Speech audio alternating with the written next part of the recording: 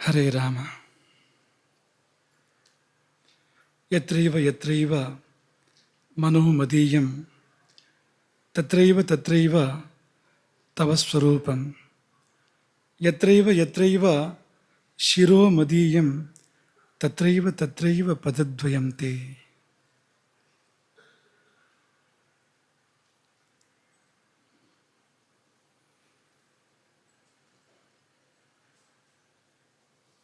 ಅನ್ನಪೂರ್ಣೆ ಸದಾಪೂರ್ಣೆ ಶಂಕರ ಪ್ರಾಣವಲ್ಲಭೆ ಜ್ಞಾನ ವೈರಾಗ್ಯ ಸಿದ್ಧ್ಯರ್ಥಂ ಭಿಕ್ಷಾಂ ದೇಹಿ ಚ ಪಾರ್ವತಿ.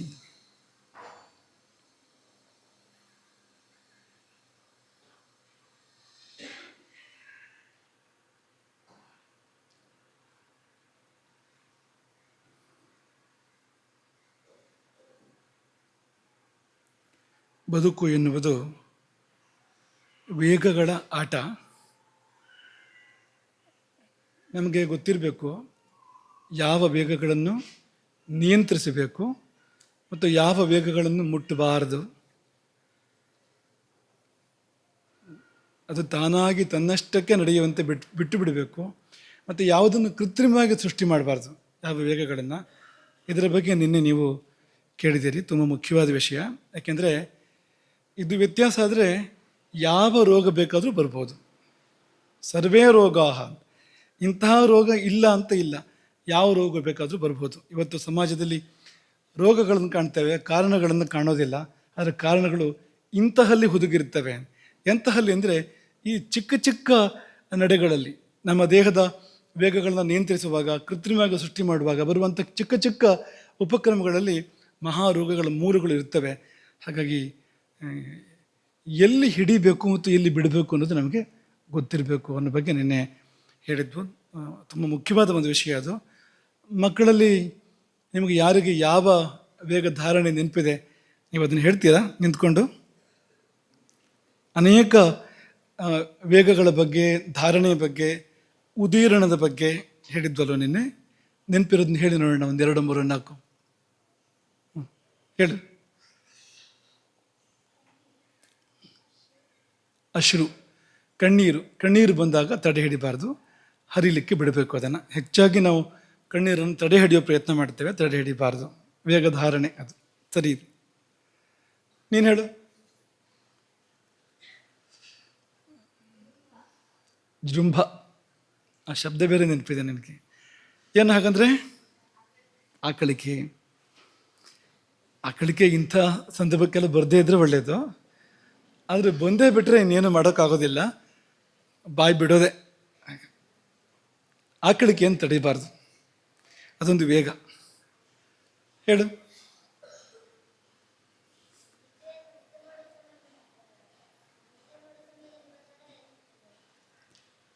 ಗೊತ್ತಾಯ್ತು. ನಿದ್ದೆ ಬರೋ ಸಮಯಕ್ಕೆ ಬಂದರೆ ತಡಿಬಾರ್ದು ಅಂತ ಹೇಳ್ತಿರೋದು ಅಲ್ವಾ? ಸರಿ ಇದೆ. ನಿದ್ರಾ ವೇಗ ಧಾರಣೆ ಅನೇಕ ಅನರ್ಥಗಳಿಗೆ ಕಾರಣ, ಮಾಡಬಾರ್ದು ಅದನ್ನು. ಹೇಳಿ.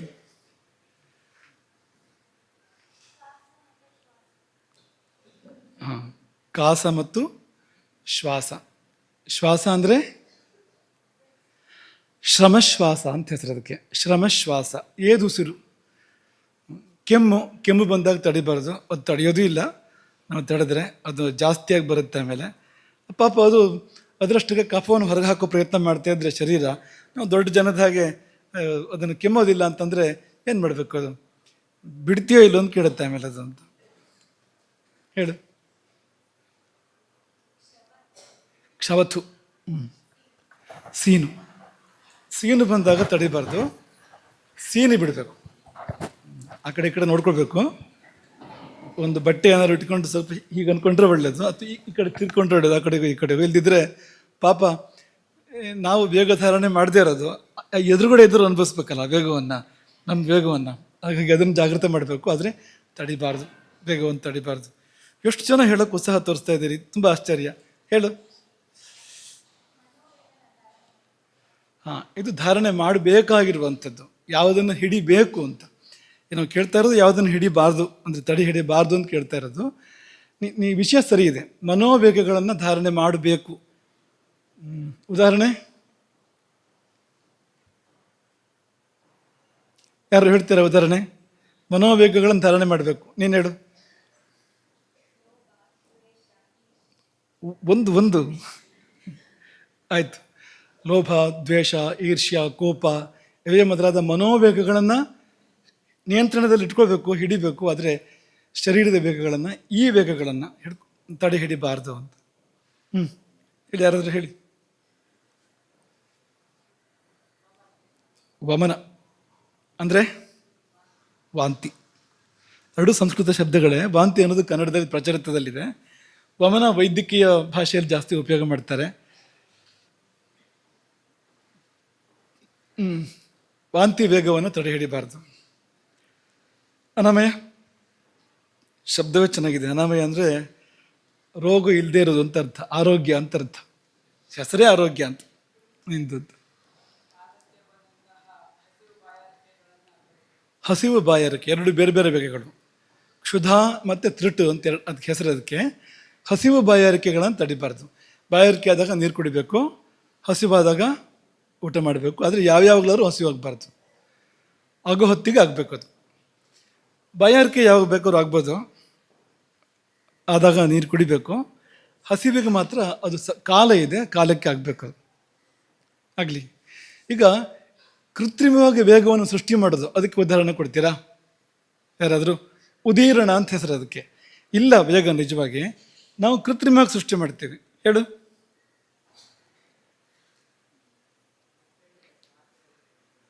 ಮಾತ್ರೆ ತಗೊಂಡು ನಿದ್ದೆ ಮಾಡೋದು. ನಿದ್ದೆ ತಾನಾಗಿ ಬರ್ತಾ ಇಲ್ಲ, ಮಾತ್ರೆ ತಗೊಂಡು ನಿದ್ದೆ ಮಾಡೋದು ಕೃತ್ರಿಮ ನಿದ್ರಾವೇಗ. ಅದು ನೀನೇ.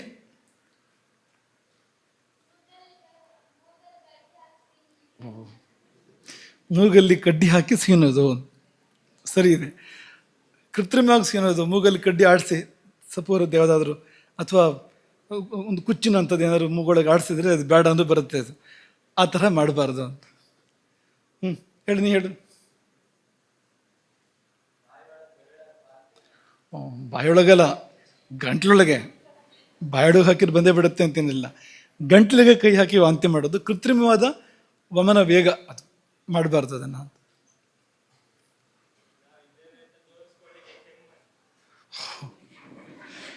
ಕೃತ್ರಿಮವಾಗಿ ಕೆಮ್ಮೋದು ಅಂದರೆ ಅವ್ರೇನು ತಮ್ಮ ಕೆಲಸದಲ್ಲಿ ಮುಳುಗಿರ್ತಾರೆ, ನಾವು ಬಂದಿದ್ದು ಗೊತ್ತಾಗಿರೋದಿಲ್ಲ.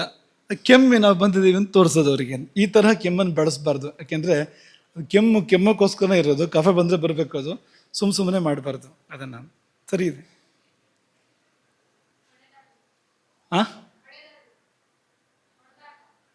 ಹೊಡೆದಾಟ ಅದು ಶರೀರದ ಆವೇಗವನ್ನು ಧಾರಣೆ ಮಾಡಬೇಕು ಅಂತ. ಅಂದರೆ ಇನ್ನೊಬ್ಬರಿಗೆ ಹಿಂಸೆ ಪೀಡೆ ಆಗುವಂಥದ್ದು ಅಂಥದ್ದನ್ನು ಮಾಡಬಾರ್ದು. ಶರೀರದ ಆವೇಗವನ್ನು ಧಾರಣೆ ಮಾಡಬೇಕು ಅಂತ. ಸರಿ, ನೀನು ಹೇಳು ನೋಡೋಣ. ಸುಮ್ಮನೆ ಹೊಡೋದು. ಅಶ್ರುವೇಗ. ಈಗ ಕಣ್ಣೀರು ಬಂದಾಗ ಅಳದೇ ಇರಬಾರ್ದು, ಆದರೆ ಬರದೆ ಕಣ್ಣೀರು ಹಾಕಬಾರ್ದು. ಅದೊಂದು ಕಲೆಯಾಗಿ ಬೆಳೆಸ್ಕೊಂಡು ಬೇಕು ಅಂತ ಸುಮ್ಮನೆ ಹತ್ತು ಬಿಡೋದು, ಆ ಥರ ಮಾಡಬಾರ್ದು ಅಂತ. ಸರಿ, ತುಂಬ ವಿಷಯಗಳನ್ನ ಹೇಳಿದ್ರೆ ಮಕ್ಕಳು ನೀವು. ಈಗ ಶರೀರದ ವೇಗ ಮತ್ತು ಮನೋವೇಗ ಮತ್ತು ಇನ್ನೊಂದು ಇದೆಯಲ್ಲ ವಾಗ್ವೇಗ ಅಂತ. ವಾಗ್ವೇಗ ಧಾರಣೆ ಮಾಡಬೇಕು ಅಂತ ಹೇಳಿದ್ವಲ್ವಾ? ಎಂಥ ಮಾತನ್ನು ತಡೆ ಹಿಡಿಬೇಕು? ಎಲ್ಲ ಕೈ ಎತ್ತಿ ಏನು ಮಾಡೋದು? ಹಿಂದಿರೋ ನೀನು ಹೇಳು, ಜೋರಾಗಿ ಹೇಳು. ಅಗತ್ಯ ಇಲ್ಲದೆ ಮಾತಾಡಬಾರದು, ಅಗತ್ಯ ಬಂದಾಗ ಮಾತ್ರ ಮಾತಾಡಬೇಕು. ಹೇಳು. ಸುಳ್ಳು ಹೇಳಬಾರ್ದು. ವಾಗ್ವೇಗ ಧಾರಣೆ ಅದು ಅಂತ ಹೇಳು. ಕೆಟ್ಟ ಮಾತಾಡಬಾರ್ದು, ಹೊರಟು ಮಾತಾಡಬಾರ್ದು, ಕೆಟ್ಟ ಮಾತಾಡಬಾರ್ದು, ಇನ್ನೊಬ್ಬರಿಗೆ ನೋವಾಗುವಂಥ ಮಾತನ್ನು ಆಡಬಾರ್ದು. ಅದಕ್ಕೇನು ಶ್ಲೋಕ?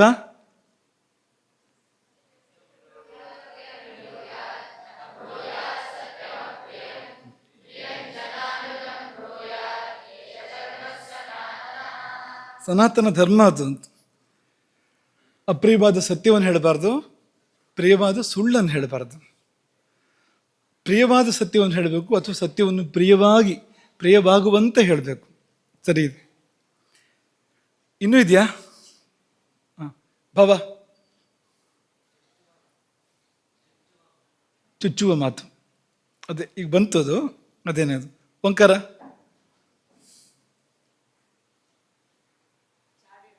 ಚಾಡಿ ಹೇಳೋದು. ಅಂದರೆ ಯಾವ ಮಾತಿನಿಂದ ಇನ್ಯಾರಿಗೋ ತೊಂದರೆ ಆಗುತ್ತೆ ಅಂಥ ಮಾತುಗಳನ್ನ ಆಡಬಾರ್ದು. ಚಾಡಿ ಅನ್ನೋದು ಅಂಥದ್ದು. ನಾವು ಯಾರದ್ದು ಕಿವಿ ಕಚ್ಚಿದರೆ ಇನ್ಯಾರೋ ಸಾಯ್ತಾರೆ ಅಂತ. ಸರ್ಪ ಕಚ್ಚಿದವರು ಸಾಯ್ತಾರೆ, ಆದರೆ ಈ ಪಿಶುನ ಅಂತ ಹೇಳ್ತಾರೆ ಚಾಡಿಕೋರ. ಅವನು ಕಚ್ಚೋದು ಯಾರದ್ದು ಕಿವಿಯನ್ನು, ಸಾಯೋದು ಮತ್ತಾರು ಅಂತ. ಸರ್ಪ ಕ್ರೂರ ಖಲಃ ಕ್ರೂರ ಸರ್ಪಾತ್ ಕ್ರೂರತರ ಖಲಃ. ಕೇಳಿದಿರಲ್ವಾ?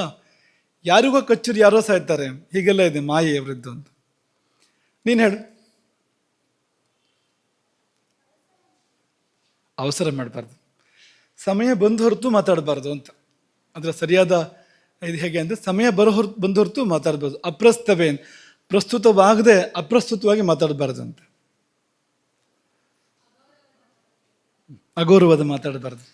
ಗೌರವ ಕೊಡೋ ಜಾಗದಲ್ಲಿ ಅಗೌರವದ ಮಾತಾಡಬಾರ್ದು. ಸರಿ ಇದೆ. ನಿಲ್ಸ್ಕೊಳ್ಳೋಣ, ಮುಂದಕ್ಕೆ ಹೋಗೋಣ.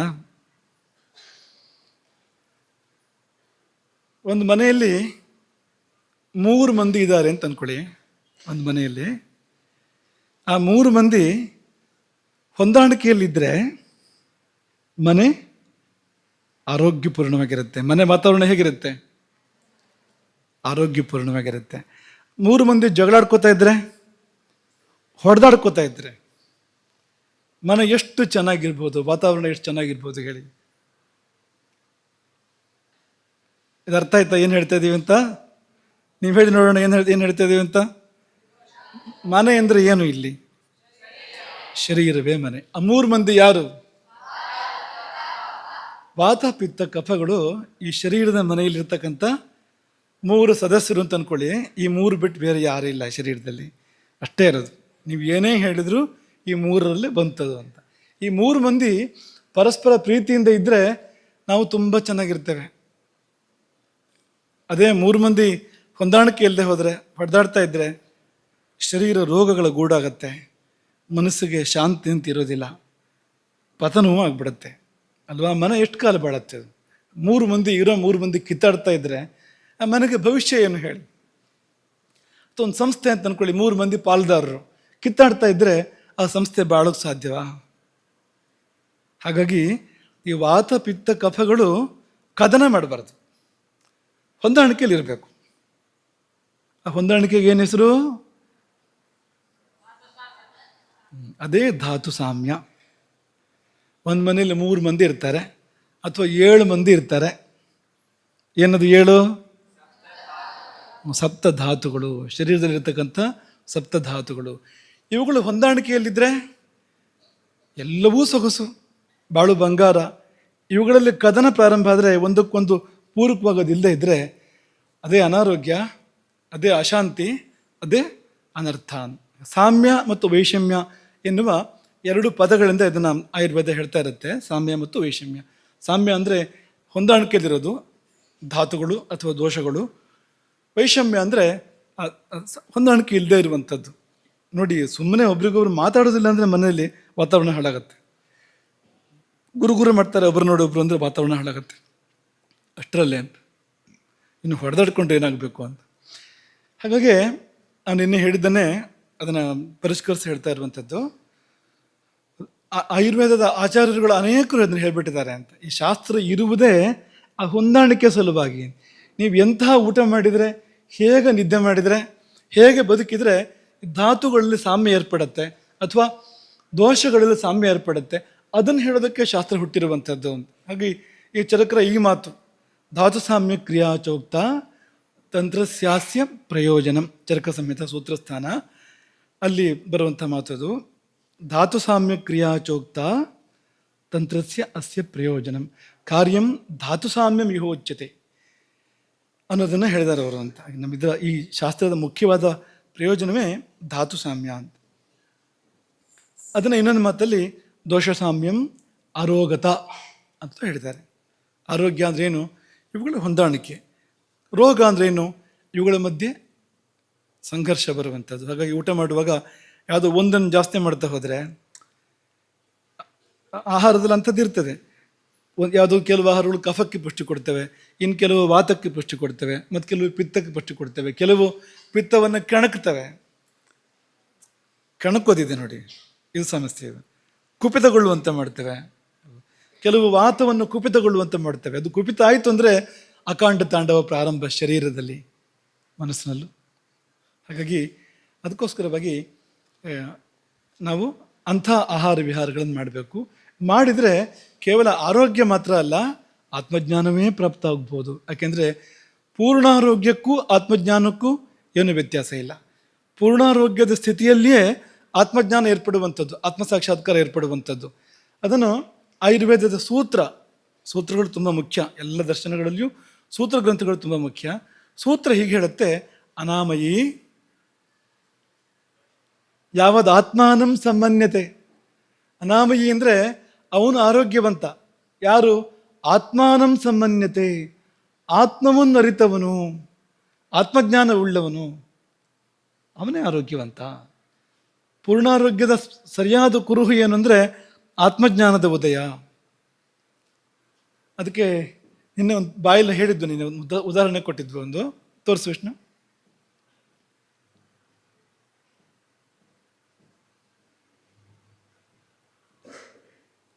ಇದೆಲ್ಲ ನಮ್ಗೆ ಗೊತ್ತಿರೋವಂಥದ್ದೇ, ವಿಜ್ಞಾನದ ಪ್ರಯೋಗದಲ್ಲಿ ನೋಡಿರ್ತೀರಿ ಇದನ್ನು.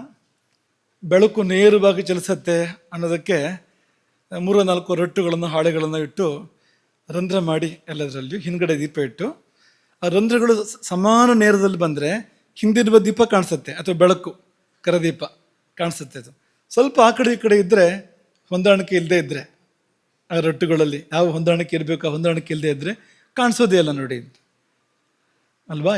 ಅದಕ್ಕೆ ಅಂತ ಮಾಡಿಸಿದ್ದಾಗಿತ್ತು ನಾವು ಕೆಲವು ಸಮಯದ ಹಿಂದೆ. ಅದು ಮಧ್ಯೆ ಬರ್ತಾ ಇದೆ, ಒಂದು ಬದಿಗೆ ಬಂದಿದ್ದರೆ ಕಾಣ್ತಿತ್ತು ನಿಮಗೆ ಸರಿಯಾಗಿ. ಅದು ಪರವಾಗಿಲ್ಲ, ಇದು ಅರ್ಥ ಆಗುವಂಥದ್ದೇ ಇದು. ಹಾಗಾಗಿ ಹೀಗೆ 3, 4, 5, 3, 7 ಹಾಳೆಗಳನ್ನು ಇಟ್ಟರೆ, ಅಕ್ಕಪಕ್ಕ ರಂಧ್ರಗಳನ್ನು ಮಾಡಿ ಹಿಂದ್ಗಡೆಗೆ ದೀಪ ಇಟ್ಟರೆ, ಅವೆಲ್ಲ ನೇರವಾಗಿದ್ದಾಗ, ಒಂದಕ್ಕೊಂದು ನೇರವಾಗಿ ಆ ಕಡೆ ಈ ಕಡೆ ಇಲ್ಲದೆ ಇದ್ದಾಗ, ಆ ರಂಧ್ರಗಳು ಒಂದೇ ನೇರಕ್ಕೆ ಬಂದಾಗ ಹಿಂದಿರುವ ಬೆಳಕು ದೀಪ ಕಾಣೋ ಹಾಗೆ ಅಂತ. ವಿಷ್ಣು ಮಾಯೆ ಅದು. ಬೇಕಾದ್ರೆ ಕಾಣೋ ಹಾಗೆ ಮಾಡ್ತಾನೆ, ಬೇಕಾದ್ರೆ ಕಾಣದೇ ಹಾಗೆ ಮಾಡ್ತಾನೆ, ಎರಡೂ ಇದೆ ವಿಷ್ಣು ಮಾಯೆ ಅಂದ್ರೆ.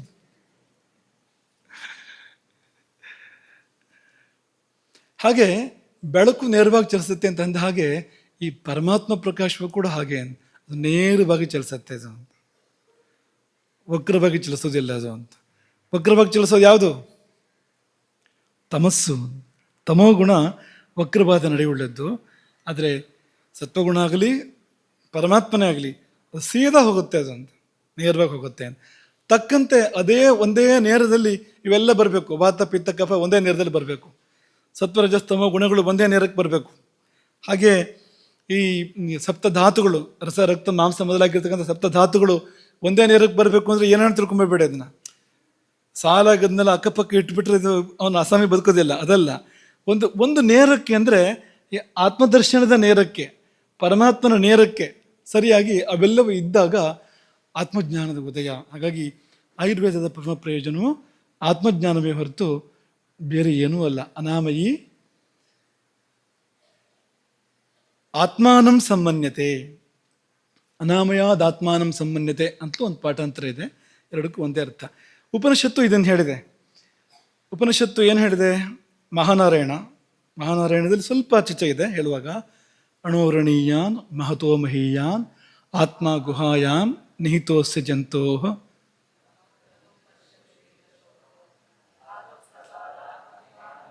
ಬಿಟ್ಟಿದ್ದು ನೀವು ಸರಯುಕ್ತವಾಗಿ ಹೇಳಲಿ ಅಂತ ಬಿಟ್ಟಿದ್ದು, ನೀವು ನಮ್ಮ ಹಾಗೆ ಹೇಳ್ತಾ ಇದ್ದೀರಲ್ಲ ನೀವು ಕೂಡ.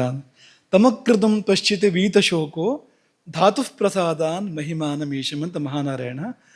ಅದೇ ಕಠೋಪನಿಷತ್ತಿನಲ್ಲಿ ಅಣೋರಣೀಯಾನ್ ಮಹತೋ ಮಹೀಯಾನ್ ಆತ್ಮಾಸ್ಯ ಜಂತೋರ್ ನಿಹಿತೋ ಗುಹಾಯಾಮ್, ಚೂರು ವ್ಯತ್ಯಾಸ ಇದೆ. ಆತ್ಮಾಸ್ಯ ಜಂತೋರ್ ನಿಹಿತೋ ಗುಹಾಯಾಮ್ ತಮಕ್ರತು ಪಶ್ಯತೆ ವೀತಶೋಕೋ ಧಾತು ಪ್ರಸಾದಾನ್ ಮಹಿಮಾನ ಮಾತ್ಮನಃ. ವ್ಯತ್ಯಾಸ. ಅದು ಧಾತು ಪ್ರಸಾದ ಮಹಾನಾರಾಯಣದಲ್ಲಿ, ಕಠದಲ್ಲಿ ಧಾತು ಪ್ರಸಾದ ಅಂತ ಹೇಳಿದ್ದಾರೆ. ಅಲ್ಲಿ ಈ ಧಾತು ಪ್ರಸಾದ ಅಂದರೆ ಏನು ಅಂದರೆ ಧಾತು ಸಾಮ್ಯ, ಧಾತುಗಳ ಪ್ರಸನ್ನತೆ. ವಾತವು ಕುಪಿತ ಆಗಬಾರ್ದು, ಪ್ರಸನ್ನವಾಗಬೇಕು. ಪಿತ್ತ ಕಫಗಳು ಕುಪಿತವಾಗಬಾರ್ದು, ಪ್ರಸನ್ನ ಆಗಬೇಕು. ಈ ಮೂರೂ ಧಾತುಗಳು ಪ್ರಸನ್ನವಾದರೆ, ಅಥವಾ ಸಪ್ತಧಾತುಗಳು ರಸರಕ್ತ ಮಾಂಸಾದಿಗಳು ಅವು ಪ್ರಸನ್ನವಾದರೆ, ಅಗ್ರತು ಪಶ್ಯತಿ ವೀತಶೋಕ ತಂ ಪಶ್ಯತೆ ಅಂತ. ಯಾರನ್ನ ಭಗವಂತನನ್ನು ನೋಡ್ತಾನೆ ಅವನು. ಯಾವಾಗ ಈ ಧಾತುಗಳು ಒಂದು ಹೊಂದಾಣಿಕೆಗೆ ಬರ್ತಾವೋ, ತಿಳಿಯಾಗ್ತವೋ, ಆಗ ಪಶ್ಯತಿ ಅಂದರೆ ಪರಮಾತ್ಮ ದರ್ಶನವನ್ನು ಮಾಡ್ತಾನೆ. ಎಂಥ ಪರಮಾತ್ಮ ಅಂದರೆ ಅಣೋರಣೀಯಾನ್, ಸೂಕ್ಷ್ಮದಲ್ಲಿ ಸೂಕ್ಷ್ಮ, ಮಹತೋ ಮಹೀಯಾನ್, ದೊಡ್ಡದ್ರಲ್ಲಿ ದೊಡ್ಡದು, ಆದರೆ ಒಳಗೆ ಹುದುಗಿ ಕುಳಿತಿದೆ. ನಿಹಿತೋ ಗುಹಾಯಾಮ್, ಹೃದಯ ಗುಹೆಯೊಳಗೆ ಅಡಗಿ ಕುಳಿತಿದೆ ಆತ್ಮ ಎನ್ನುವಂಥದ್ದು. ಆತ್ಮನನ್ನು ನೋಡ್ತಾನೆ ಯಾವಾಗ ಅಂದರೆ ಇವುಗಳು ಸಹಕರಿಸಿದರೆ, ಇವುಗಳು ಒಂದಕ್ಕೊಂದು ಹೊಂದಾಣಿಕೆ ಮಾಡಿದರೆ. ಈಗ 2 ಉಪಸ್ತಂಭಗಳ ಬಗ್ಗೆ ನಾವು ಹೇಳಿದಂತೆ ಆಯ್ತಲ್ವಾ. ಶರೀರವನ್ನು 4 ಸ್ತಂಭಗಳು ಧರಿಸಿವೆ. ಮತ್ತೆ ಶುರು ಮಾಡೋಣ ಅದನ್ನು ಅಲ್ವಾ. 4 ಸ್ತಂಭಗಳು ಧರಿಸಿವೆ. ಒಂದು ದೊಡ್ಡ ಸ್ತಂಭ, ಪ್ರಧಾನ ಸ್ತಂಭ, ಮತ್ತೆ 3 ಉಪಸ್ತಂಭಗಳು. ಪ್ರಧಾನ ಸ್ತಂಭ ಕರ್ಮ, ತಾ ಮಾಡಿದ ಕರ್ಮ, ಅದು ಶರೀರವನ್ನು ಧರಿಸಿದೆ. ಅದು ಪ್ರಧಾನವಾಗಿರೋ ಸ್ತಂಭ. ಅದು ಮುಗಿಯೋವರಿಗೆ ಜೀವನ ಮುಗಿಯೋದಿಲ್ಲ. ಹಾಗಾಗಿ ಅದು ಮುಖ್ಯ ಸ್ತಂಭ. ಉಪಸ್ತಂಭಗಳು 3, 1 2 3.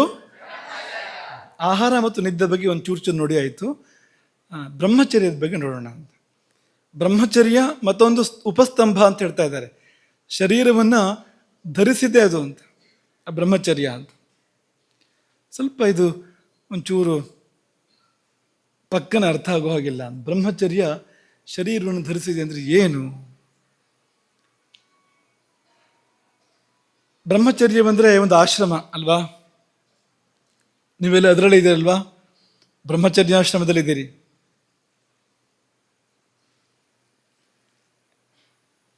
ಬ್ರಹ್ಮಚರ್ಯಂ ಆಶ್ರಮ ವಿಶೇಷ. ಬ್ರಹ್ಮಣಿ ವೇದಾರ್ಥಂ ಚರ್ಯಂ ಆಚರಣೀಯಂ ಬ್ರಹ್ಮಚರ್ಯಂ.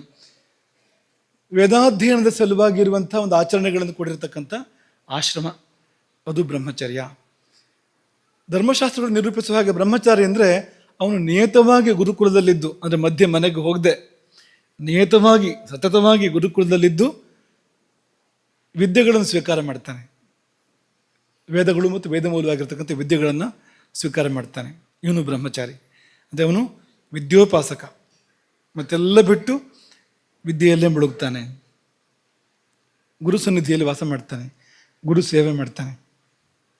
ಇದು ಬ್ರಹ್ಮಚಾರಿ. ಅದರಲ್ಲಿ 2 ತರಹ ಇದೆ ಬ್ರಹ್ಮಚಾರಿಗಳಲ್ಲಿ. ಒಂದು ಉಪಕುರ್ಬಾಣ, ಮತ್ತೊಂದು ನೈಷ್ಠಿಕ ಅಂತ. ಗೊತ್ತು ನಿಮಗೆ ಈಗಾಗಲೇ. ಉಪಕುರ್ಬಾಣ ಅಂದರೆ ಉಪಕಾರ ಮಾಡುವನು ಅಂತ ಅಲ್ವಾ. ಮತ್ತೆ ಉಪಕುರ್ಬಾಣ ಅಂದರೆ ಗುರುಕುಲ ವಾಸವನ್ನು ಪೂರ್ಣ ಮಾಡಿ ಮನೆಗೆ ಹಿಂದಿರುಗಿ ಗೃಹಸ್ಥನಾಗ್ತಾನೆ, ಅವನು ಉಪಕುರ್ಬಾಣ. ಬ್ರಹ್ಮಚರ್ಯಾಶ್ರಮಕ್ಕೆ ಮುಕ್ತಾಯ ಇದೆ, ಗೃಹಸ್ಥಾಶ್ರಮ ಪ್ರಾರಂಭ ಆಗುತ್ತೆ. ನೈಷ್ಠಿಕ ಅಂತಂದರೆ ಅವನು ಗುರುಕುಲ ವಾಸವನ್ನು ಪೂರ್ತಿ ಮಾಡೋದೇ ಇಲ್ಲ, ಅವನು ಬ್ರಹ್ಮಚರ್ಯವನ್ನು ಬಿಡೋದೇ ಇಲ್ಲ, ಸತತವಾಗಿ ಕೊನೆಯವರೆಗೂ ಹಾಗೇ ಇದ್ದು ಜೀವನ ಯಾತ್ರೆಯನ್ನು ಪೂರ್ತಿ ಮಾಡ್ತಾನೆ. ಅವನು ನೈಷ್ಠಿಕ ಬ್ರಹ್ಮಚಾರಿ. 2 ತರಹ ಇದೆ ಇಲ್ಲಿ. ನಿಯಮಗಳಲ್ಲೇ ಇದೆ ಬ್ರಹ್ಮಚರ್ಯಕ್ಕೆ ಅಲ್ವಾ. ಸದಾ ಅರಣ್ಯಾತ್ ಸಮಿಧ ಆಹೃತ್ಯಾದಧ್ಯಾತ್. ಧರ್ಮಸೂತ್ರಗಳು ಇದು. ಅರಣ್ಯದಿಂದ ಸಮಿತನ್ನು ತರಬೇಕು, ಸತ್ಯವಾದಿ, ಸತ್ಯವನ್ನೇ ಆಡಬೇಕು, ಕೊನೆವರೆಗೂ ಬೇಕು ಇದು. ಹ್ರೀಮಾನ್, ಲಜ್ಜೆ ಇರಬೇಕು. ಅನಹಂಕಾರ, ಅಹಂಕಾರ ಇರಬಾರ್ದು. ಪೂರ್ವೋತ್ಥಾಯಿ, ಗುರೋರುತ್ಥಾನಾತ್ ಪೂರ್ವಂ, ಗುರು ಹೇಳೋಕ್ಕಿಂತ ಮೊದಲೇ ಹೇಳಬೇಕು. ಇವೆಲ್ಲ ನೋಡ್ಕೊಳ್ಳಿ ಏನೇನು ಮಾಡ್ತಿದ್ದೀರಿ ಅಂತ. ಗುರು ಹೇಳೋಕ್ಕಿಂತ ಮೊದಲೇ ಹೇಳಬೇಕು. ಜಘನ್ಯ ಸಂವೇಶಿ, ಗುರು ಮಲಗಿದ ಮೇಲೆ ಮಲಗಬೇಕು. ಸದಾ ಗುರು ರಥಸ್ಥಾದ ಉಪವೇಶ, ಗುರು ಹೇಳೋಕ್ಕಿಂತ ಮುಂಚೆ ಎದ್ದು ಗುರು ಮಲಗಿದ ಮೇಲೆ ಮಲಗಬೇಕು. ಹಾಗಾಗಿ ಪೂರ್ವೋತ್ಥಾಯಿ, ಜಘನ್ಯ ಸಂವೇಶಿ, ಸರ್ವತ್ರ ಅಪ್ರತಿಹತ ಗುರುವಾಕ್ಯ. ಗುರುವಿನ ವಾಕ್ಯವನ್ನು ಮೀರಬಾರ್ದು, ಗುರುವಿನ ಅಪ್ಪಣೆಯನ್ನು ಮೀರಬಾರ್ದು. ಸರ್ವತ್ರ ಯಾವ ವಿಷಯದಲ್ಲಿ ಗುರು ಅಪ್ಪಣೆ ಮಾಡಿದ್ರು ಕೂಡ ಅಪ್ಪಣೆಯನ್ನು ಭಂಗ ಮಾಡಬಾರ್ದು. ಸರ್ವತ್ರ ಅಪ್ರತಿಹತ ಗುರುವಾಕ್ಯ. ನಾವು ಹಾಗೆಲ್ಲ ಯಾವುದು ಭಂಗ ಮಾಡೋದಿಲ್ಲ. ಬೆಳಗ್ಗೆ ಹೇಳೋ ವಿಷಯ ಒಂಚೂರು ಅಂತ ಶುರು ಮಾಡಬೇಡಿ, ಯಾವ ವಿಷಯಕ್ಕೂ ಮಾಡೋ ಹಾಗಿಲ್ಲ. ಸರ್ವತ್ರ ಅಪ್ರತಿಹತ ಗುರುವಾಕ್ಯ ಅನ್ಯತ್ರ ಪಾತಕಾತ್. ಒಂದು ವಿನಾಯಿತಿ ಇದೆ ಅದಕ್ಕೆ. ಹೋಗಿ ಇಂಥವ್ರನ್ನ ಕೊಂದು ಬಾ ಅಂತ ಗುರು ಹೇಳಿದರೆ ಅಲ್ಲಿ ನೋಡ್ಕೋ ಸ್ವಲ್ಪ ಅಂತ ಹೇಳಿದೆ. ಅನ್ಯತ್ರ ಪಾತಕಾತ್, ಅದೊಂದು ಪಾತಕದ ಸಂಗತಿಯನ್ನು ಹೊರತುಪಡಿಸಿದರೆ ಬೇರೆ ವಿಷಯಗಳಲ್ಲಿ ಗುರುವಾಕ್ಯವನ್ನು ಮೀರಬಾರ್ದು. ಯಾವದರ್ಥ ಸಂಭಾಷಿ ಸ್ತ್ರೀಭಿ. ಬ್ರಹ್ಮಚಾರಿ ಆದರೆ ಎಷ್ಟಗತ್ಯವೋ ಅಷ್ಟು ಮಾತ್ರ ಮಾತಾಡಬೇಕು ಹೆಣ್ಣುಮಕ್ಕಳ ಬಳಿಯಲ್ಲಿ. ಸ್ತ್ರೀಯರ ಬಳಿಯಲ್ಲಿ ಯಾವದರ್ಥ ಸಂಭಾಷಿ, ಅಗತ್ಯ ಇರುವಷ್ಟೇ ಮಾತಾಡಬೇಕು, ಜಾಸ್ತಿ ಮಾತಾಡಬಾರ್ದು. ಎಲ್ಲಾದರೂ ಇದೇ ಒಳ್ಳೆಯದು, ಎಷ್ಟು ಬೇಕೋ ಅಷ್ಟೇ ಮಾತಾಡೋದು. ಇಲ್ಲಿ ಚೂರು ಜಾಗ್ರತೆ ಹೇಳಿದ್ದಾರೆ, ಆದಷ್ಟು ಹಿತಮಿತದಲ್ಲೇ ಇರು, ಅನರ್ಥ ಮಾಡ್ಕೊಳ್ಬೇಡ ಅಂತ. ಬ್ರಹ್ಮಚಾರಿಣಿಯರಾದರೆ ಪುರುಷರಲ್ಲಿ ಅಗತ್ಯಕ್ಕೆ ತಕ್ಕಷ್ಟೇ ಮಾತಾಡಬೇಕು, ಜಾಸ್ತಿ ಮಾತಾಡಬಾರ್ದು. ಆಮೇಲೆ ಒಂದು ಪಟ್ಟಿ ಕೊಟ್ಟಿದ್ದಾರೆ, ಇದೆಲ್ಲ ಬಿಡಬೇಕು ಅಂತ. ನೃತ್ಯ, ಗೀತ, ವಾದಿತ್ರ, ಗಂಧ, ಮಾಲ್ಯ, ಉಪಾನತು, ಛತ್ರಧಾರಣ, ಅಂಜನ, ಅಭ್ಯಂಜನ ವರ್ಜಿ. ಬೇಜಾರಾಯ್ತು ಈಗ ಅಲ್ವಾ? ಇದೆ ಹಾಗೆ.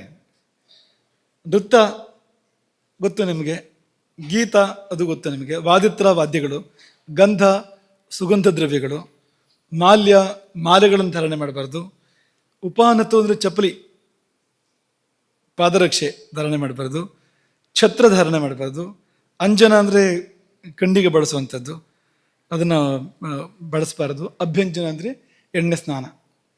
ದೊಡ್ಡ ಪಟ್ಟಿ ಇದೆ, ನೀವು ಪಾಪ ಅಂತ ಚಿಕ್ಕದು ಹೇಳಿದ್ದು, ನಾವು ಇನ್ನೂ ಸುಮಾರಿದೆ, ದೊಡ್ಡ ಪಟ್ಟಿನೇ ಇದೆ, ದರ್ಪಣದವರೆಗಿದೆ. ಕನ್ನಡಿಲಿ ಮುಖ ನೋಡ್ಕೋಬಾರ್ದು ಅಂತ ಅಲ್ಲಿವರೆಗಿದೆ. ನೀವೆಲ್ಲ ಏನೇನು ಮಾಡ್ತಿದ್ದೀರೋ ಗೊತ್ತಿಲ್ಲ, ಕನ್ನಡಿಲಿ ಮುಖ ನೋಡ್ಕೊಳ್ಳೋ ಹಾಗಿಲ್ಲ. ತುಂಬ ನಿಯಮಗಳಿದೆ ಅಂತ. ಕಾಮಂ ಕ್ರೋಧಂಚ ಲೋಭಂಚ ನರ್ತನಂ ಗೀತವಾದನಂ ದ್ಯೂತಂಚ ಜನವಾದಂಚ ಪರಿವಾದಂ ತಥಾನೃತಂ. ತುಂಬ ಇದೆ ಇಂಥದ್ದು. ಇವೆಲ್ಲ ನಿಯಮಗಳು ಅಂತ. ಅದು ಬೇಕು ಆ ನಿಯಮಗಳೆಲ್ಲ. ಅದಕ್ಕರ್ಥ ಭೋಗವನ್ನು ತ್ಯಾಗ ಮಾಡು, ಆತ್ಮಯೋಗದಲ್ಲಿ ವಿದ್ಯಾಯೋಗದಲ್ಲಿ ಮುಳುಗು ಅಂತ. ಇವೆಲ್ಲ ಲಕ್ಷ್ಯ ಬೇರೆ ಕಡೆ ಹೋಗುವಂತೆ ಮಾಡ್ತೇವೆ. ಸ್ವಲ್ಪ ನೀವು ಆ ಕಡೆ ಹೋದರೂ ಕೂಡ ನಮ್ಮನ್ನು ಬೇರೆ ಕಡೆ ಕರ್ಕೊಂಡು ಹೋಗ್ತೇವೆ. ಬೇರೆ ಕಡೆ ಕರ್ಕೊಂಡು ಹೋಗೋದು ಯಾವುದಲ್ಲೇ ಇದೆ ಅದ್ರಲ್ಲಿ ದೂರ ಇಟ್ಟು ಪೂರ್ತಿಯಾಗಿ ಬ್ರಹ್ಮಚಾರಿ ಬ್ರಹ್ಮದಲ್ಲಿ ಮುಳುಗಬೇಕು. ಬ್ರಹ್ಮ ಅಂದರೆ ವೇದ ಅಂತಲೂ ಅರ್ಥ, ಬ್ರಹ್ಮ ಅಂದರೆ ಪರಮಾತ್ಮ ಅಂತಲೂ ಅರ್ಥ, ಗಾಯತ್ರಿ ಅಂತಲೂ ಅರ್ಥ. ಅಲ್ಲಿ ಮುಳುಗಬೇಕು ಎನ್ನುವ ಒಂದು ಅಭಿಪ್ರಾಯ. ಯಾಕೆಂದರೆ ಆದರ್ಶ ಏನಂದರೆ ಬ್ರಹ್ಮಚರ್ಯಾಶ್ರಮದಲ್ಲೇ ಸಾಧನೆ ಪೂರ್ತಿ ಮಾಡಬೇಕು. ಆತ್ಮಜ್ಞಾನ ಅದೇ ಆಶ್ರಮದಲ್ಲೇ ಆಗಬೇಕು. ಜ್ಞಾನ ಸಂತಾನಕ್ಕಾಗಿ ಮುಂದೆ ಗೃಹಸ್ಥಾಶ್ರಮ ಸ್ವೀಕಾರ ಮಾಡಬೇಕು. ಜ್ಞಾನ ಸಂತಾನ ಬೆಳಿಬೇಕು ಅನ್ನೋ ಕಾರಣಕ್ಕೆ, ಅಂಥ ಸಂತತಿ ಬೆಳಿಬೇಕು ಅನ್ನೋ ಕಾರಣಕ್ಕೆ, ಭಾರತೀಯ ಸಂತತಿ, ಅದಕ್ಕೋಸ್ಕರ ಗೃಹಸ್ಥಾಶ್ರಮ ಸ್ವೀಕಾರ ಮಾಡುವಂಥದ್ದು. ಅದಕ್ಕಿಂತ ಮೊದಲೇ ಮುಗಿದಿರಬೇಕು ಅಂತ ಲೆಕ್ಕ. ಬ್ರಹ್ಮಚಾರಿ ಈಗ ಉಪನಯನ ತಗೊಂಡ್ರೆ ಬ್ರಹ್ಮೋಪದೇಶ ಅಂತ ಏನು ಮಾಡ್ತಾರೆ? ಯಾವ ಮಂತ್ರದ ಉಪದೇಶ ಮಾಡ್ತಾರೆ? ಗಾಯತ್ರಿ. ಅದೇ ಈಗ ಗಾಯತ್ರಿ ಮಂತ್ರದ ಅನುಷ್ಠಾನ ಅಂದರೆ ಅದು ಆತ್ಮ ಸಾಧನೆ, ಅದು ಬೇರೆ ಏನೂ ಅಲ್ಲ. ಅದು ಗಾಯತ್ರಿಯನ್ನು ಬ್ರಹ್ಮ ಅಂತ ಕರೆದಿದ್ದಾರೆ. ಯಾಕೆಂದರೆ ಪರಬ್ರಹ್ಮಕ್ಕಿಂತ ಒಂದು ಮೆಟ್ಲು ಕೆಳಗಿದೆ ಅಷ್ಟೇ ಅಂತ, ಒಂದೇ ಹೆಜ್ಜೆ ಅದು ಅಂತ. ಅತ್ಯಂತ ಶೀಘ್ರವಾಗಿ ಪರಮಾತ್ಮನ ತಲುಪುವಂಥ ಮಾರ್ಗ ಯಾವುದಾದ್ರು ಇದ್ದರೆ ಅದು ಗಾಯತ್ರಿ. ಅದು ಅತ್ಯಂತ ಶೀಘ್ರವಾಗಿ, ಬೇರೆ ಎಲ್ಲ ಮಾರ್ಗಕ್ಕಿಂತ ಬೇಗ ಪರಮಾತ್ಮನ ಬೆಳಿಗ್ಗೆ ನಮ್ಮನ್ನು ಕರ್ಕೊಂಡು ಹೋಗುತ್ತೆ. ಅದು ಬ್ರಹ್ಮೋಪದೇಶ ಮಾಡಿದ ಮೇಲೆ ಬ್ರಹ್ಮಚಾರಿ ಅಂತ ಆಗ್ತಾನೆ. ಆ ಬ್ರಹ್ಮಕ್ಕೆ ಗಾಯತ್ರಿಗೆ ತಕ್ಕಂತೆ ಬದುಕಬೇಕು. ಅದಿರುವಾಗ ಅದಕ್ಕೆ ತಕ್ಕಂತೆ ಆಚರಣೆ ಮಾಡಬೇಕು. ಆ ಕಡೆ ಗಮನ ಕೊಡಬೇಕು, ಬೇರೆ ಕಡೆ ಎಲ್ಲ. ಮನೆಗೆ ಮಹಾತ್ಮರು ಬಂದಿದ್ದಾರೆ ಅಂತಂದರೆ ಅದನ್ನು ಬಿಟ್ಟು ಯಾವುದೋ ಹಾಡು ಕೇಳ್ತಾ ಇದ್ದೀನಿ, ಯಾವುದೋ ನೃತ್ಯ ನೋಡ್ತಾ ಇದ್ದೀನಿ ಅಂತ ಮಾಡಬೇಡ ಅದನ್ನು ಅಂತ. ಅಲ್ಲಿರು, ಅವರು ಪಾದಸೇವೆ ಮಾಡು ಅಂತ ಹೇಳಿದ ಹಾಗೆ ಇದು ಅಂತ. ಹಾಗಾಗಿ ಗಾಯತ್ರಿ ಬಂದಿದ್ದಾರೆ ಅಂತಂದಮೇಲೆ ಗಾಯತ್ರಿಯನ್ನು ಬಿಟ್ಟು ಬೇರೆ ಕಡೆಗೆ ನೀನು ಗಮನ ಕೊಡಬಾರ್ದು. ಪೂರ್ತಿ ಗಾಯತ್ರಿಯನ್ನು ಮುಳುಗಬೇಕು ಅನ್ನೋ ತಾತ್ಪರ್ಯ. ಇದು ಪುರುಷರಿಗೆ. ಇದೇ ಪರಿಯಾಗಿ ಸ್ತ್ರೀಯರಿಗೂ ಇರ್ತಕ್ಕಂಥದ್ದು. ಇದೇ ರೀತಿಯಿಂದ ಅವರು ಕೂಡ ಬ್ರಹ್ಮಚಾರಿಣಿ ಎನ್ನುವ ಒಂದು ಪದ ಬರುವಾಗ ಅವರು ಅಲ್ಲಿಯೇ ಮುಳುಗಬೇಕು. ಇರಲಿ, ಈ ಶರೀರಧಾರಣೆಗೂ ಬ್ರಹ್ಮಚರ್ಯ ಆಶ್ರಮಕ್ಕೂ ಏನಪ್ಪ ಸಂಬಂಧ? ಯಾಕೆಂದರೆ ಉಳಿದ ಆಶ್ರಮದಲ್ಲಿರುವವರ ಕಥೆ ಏನು? ಅವರಿಗೆ ಎರಡೇ ಕಂಬು. ಹಾಗಾದರೆ ಗೃಹಸ್ಥಾಶ್ರಮ ಎಂತೆಂಥವರೆಲ್ಲ ಸ್ವೀಕಾರ ಮಾಡಿದ್ದಾರೆ. ಶ್ರೀರಾಮನೋ, ಶ್ರೀಕೃಷ್ಣನೋ, ಯಾಜ್ಞವಲ್ಕ್ಯರೋ, ಜನಕನೋ ಎಲ್ಲ ಗೃಹಸ್ಥಾಶ್ರಮಿಗಳೇ. ಅವರೆಲ್ಲ ಬಹುಸಂಖ್ಯಾತ ಗೃಹಸ್ಥಾಶ್ರಮಗಳೇ. ಯಾವಾಗಲೂ ಗೃಹಸ್ಥಾಶ್ರಮಗಳು ಅಲ್ಲೇ ಇರೋಂಥವ್ರು. ಈಗ ಬ್ರಹ್ಮಚಾರಿಗಳು ಸನ್ಯಾಸಿಗಳು ಎಲ್ಲೋ ಕ್ವಚಿತ್, ನೈಷ್ಠಿಕ ಬ್ರಹ್ಮಚಾರಿಗಳು ಮತ್ತು ಗೃಹಸ್ಥರು ಮತ್ತು ಸನ್ಯಾಸಿಗಳು ತುಂಬ ಕಡಿಮೆ ಇರುವಂಥದ್ದು. 95 ಭಾಗ ಇರುವಂಥದ್ದು ಗೃಹಸ್ಥರು. ಅವರ ಕಥೆ ಏನು? ಒಂದು ಕಂಬನ ಇಲ್ವಾ ಹಾಗಾದ್ರೆ ಅವರಿಗೆ ಅಂತ ಪ್ರಶ್ನೆ ಇಲ್ಲಿ ಬರುವಂಥದ್ದು. ಹಾಗೆ ಇದು ಬ್ರಹ್ಮಚರ್ಯ ಆಶ್ರಮದ ಮಾತಾಯಿತು. ಇನ್ನು ಬ್ರಹ್ಮಚರ್ಯ ಅಂದರೆ ಸ್ತ್ರೀ ಸಂಗ ತ್ಯಾಗ ಅನ್ನೋ ಅಭಿಪ್ರಾಯದಲ್ಲೂ ಕೂಡ ಬಳಸ್ತಾರೆ ಅದನ್ನು. ಈಗ ಯೋಗದಲ್ಲಿ ಬ್ರಹ್ಮಚರ್ಯ ಅಂತ ಅನ್ನೋದನ್ನು ಹೇಳುವಾಗ ಇದನ್ನೇ ಹೇಳಿದ್ದಾರೆ, ಸ್ತ್ರೀ ಸಂಗ ತ್ಯಾಗ ಅನ್ನೋ ಅರ್ಥದಲ್ಲಿ ಹೇಳಿದ್ದಾರೆ. ಅಷ್ಟಾಂಗಂ ಪ್ರವದಂತೆ ಮನೀಷಿಣ. ಈಗ ಸಂಘ ಅನ್ನುವಂಥದ್ದಕ್ಕೆ, ಸ್ತ್ರೀ ಸಂಘ ಅನ್ನೋದಕ್ಕೆ ಒಂದು 8 ಹೆಜ್ಜೆಗಳು ಅಂತ ತಗೊಂಡ್ರೆ ಆ 8 ಬಿಡುವಂಥದ್ದು ಬ್ರಹ್ಮಚರ್ಯ. ವಿಪರೀತಂ ಬ್ರಹ್ಮಚರ್ಯಂ ಏತದೇವ ಅಷ್ಟಲಕ್ಷಣಂ. 8 ಹೆಜ್ಜೆಗಳು ಸ್ತ್ರೀ ಸಂಘದ ಕಡೆಗೆ ಏನಿದೆಯೋ ಅದು ತದ್ವಿರುದ್ಧವಾದ ಆಗಿರ್ತಕ್ಕಂಥ 8 ಹೆಜ್ಜೆಗಳು. ಆ 8 ಹೆಜ್ಜೆಗಳನ್ನು ತಗೊಳ್ಳದೇ ಇರುವಂಥದ್ದು ಅದೇ ಬ್ರಹ್ಮಚರ್ಯ ಅಂತ ಹೇಳ್ತಾರೆ. ಏತಚ್ಚ ಸ್ತ್ರೀ ಪುರುಷಯೋ ಸಾಧಾರಣಂ. ಇದು ಇಬ್ಬರಿಗೂ ಇದೆ, ಸ್ತ್ರೀಯರಿಗೂ ಇದೆ ಪುರುಷನಿಗೂ ಇದೆ. ಪುಂಸಃ ಸ್ತ್ರೀ ಸ್ಮರಣಾದಿ ಶೂನ್ಯಂ, ಸ್ತ್ರೀಯಾಶ್ಚ ಪುರುಷ ಸ್ಮರಣಾದಿ ರಾಹಿತ್ಯಂ. 8 ಹೆಜ್ಜೆಗಳು ಅಂದರೆ ಸ್ಮರಣೆಯಿಂದ ಶುರುವಾಗುತ್ತೆ. ಅದು ಸ್ತ್ರೀ ಸ್ಮರಣೆ ಪುರುಷನಿಗೆ, ಪುರುಷನ ಸ್ಮರಣೆ ಸ್ತ್ರೀಗೆ, ಅಲ್ಲಿಂದ ಪ್ರಾರಂಭ ಆಗುತ್ತೆ. ಅದು ಯಾವುದನ್ನು ಪುರುಷನ ಕುರಿತು ಸ್ತ್ರೀ ಮಾಡಬಾರ್ದು, ಸ್ತ್ರೀಯ ಕುರಿತು ಪುರುಷ ಮಾಡಬಾರ್ದು. ಇದು ಬ್ರಹ್ಮಚರ್ಯ. ಆದರೆ ಇದೆಲ್ಲ ಹೇಳಿ ಅದೊಂದು ಮಹಾನಿರ್ವಾಣ ತಂತ್ರ ಅಂತ ಒಂದು ಅವ್ರೇನು ಹೇಳ್ತಾರೆ ಅಂದರೆ, ಕಲಿಯುಗದಲ್ಲಿ ಬ್ರಹ್ಮಚರ್ಯಾಶ್ರಮ ಇಲ್ಲ ಅಂತಂದ್ಬಿಟ್ರು. ಬ್ರಹ್ಮಚರ್ಯಾಶ್ರಮೋ ನಾಸ್ತಿ ವಾನಪ್ರಸ್ಥೋಪಿ ನ ಪ್ರಿಯೆ. ಶಿವ ಪಾರ್ವತಿ ಹೇಳೋದು ಬ್ರಹ್ಮಚರ್ಯಾಶ್ರಮೋ ನಾಸ್ತಿ ವಾನಪ್ರಸ್ಥೋಪಿ ನ ಪ್ರಿಯೆ. ವಾನಪ್ರಸ್ಥವೂ ಇಲ್ಲ, ಬ್ರಹ್ಮಚರ್ಯವೂ ಇಲ್ಲ ಕಲಿಯುಗದಲ್ಲಿ. ಗಾರ್ಹಸ್ಥೋ ಭೈಕ್ಷುಕಶ್ಚೈವ ಆಶ್ರಮವು ದ್ವೌ ಕಲವು ಯುಗೆ. ಕಲಿಯುಗದಲ್ಲಿ 2 ಆಶ್ರಮ, ಒಂದು ಗೃಹಸ್ಥ, ಇನ್ನೊಂದು ಸನ್ಯಾಸಿ, 2 ಆಶ್ರಮ ಅಂತ ಅವ್ರು ಹೇಳಿದ್ರು. ಯಾಕಪ್ಪ ಹೀಗೆ ಹೇಳಿದ್ರು ಅಂತ ಕೇಳೋದೇ ಬೇಡ. ಯಾಕೆಂದರೆ ಆ ಬ್ರಹ್ಮಚಾರಿ ಎಲ್ಲಿದ್ದಾನೆ ತೋರಿಸಿ ಒಂದು ಸರ್ತಿ. ಇಲ್ಲಿ ಹೇಳಿದ ಬ್ರಹ್ಮಚಾರಿ, ಈ ಧರ್ಮಸೂತ್ರಗಳು ಅಥವಾ ಸ್ಮೃತಿಗಳು ಹೇಳಿದ ಬ್ರಹ್ಮಚಾರಿ ಇದೆಯಲ್ಲ, ಯಾರೂ ಕಾಣ್ತಾ ಇಲ್ಲ ಅಂಥವ್ರು. ಇಡೀ ಸಮಾಜವನ್ನು ಹುಡುಕಿದ್ರು ಕೂಡ ಅಂಥ ಬ್ರಹ್ಮಚಾರಿ ಇಲ್ಲ ಅಂತ. ಅವ್ರು ಹೇಳಿದ್ದು ಮಾಡಬೇಡ ಅಂತ ಅನ್ನೋದಕ್ಕಿಂತ ಇಲ್ಲ ಅಂತ ಹೇಳ್ತಾ ಇರೋದು. ಬ್ರಹ್ಮಚರ್ಯಾಶ್ರಮ ನಾಸ್ತಿ ಅಂತ, ಅದು ಇರೋದಿಲ್ಲ ಅದು ಅಂತ. ಚರ ಸನ್ಯಾಸವೂ ಕೂಡ ಇಲ್ಲ ಕಲಿಯುಗದಲ್ಲಿ. ಇಲ್ಲ ಅಂದರೆ ಅದು ಮಾಡೋಕ್ಕೆ ಆಗೋದಿಲ್ಲ ಅದನ್ನು. ಈಗ ಭಿಕ್ಷೆಯನ್ನು ಸ್ವೀಕಾರ ಮಾಡಬೇಕು, ಬ್ರಹ್ಮಚಾರಿ ಹೋದು ಸನ್ಯಾಸಿ ಕೂಡ ಹೋದು ಭಿಕ್ಷೆಯನ್ನು ಸ್ವೀಕಾರ ಮಾಡಬೇಕು. ಆದರೆ ಭಿಕ್ಷೆ ಕೊಡುವ ಮನೆಗಳೇ ಇಲ್ಲ.